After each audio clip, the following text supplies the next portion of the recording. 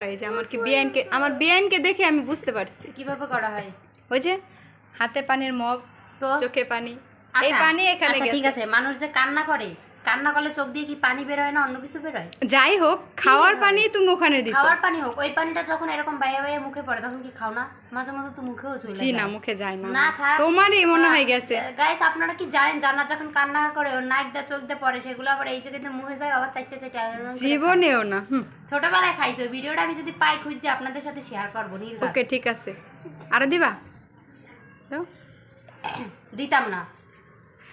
সেই গোপন রহস্য ফাঁস করে দিচ্ছ কেন মানুষের সামনে? মানে আর কি, মানুষকে বুঝাইলাম যে দেখেন আমার বিয়ে যে মাঝে মাঝে কান্নার ভিডিও আপলোড দেয়, এগুলো হচ্ছে কিভাবে করে। শোনো, আমার মনে কোনো কষ্ট নাই।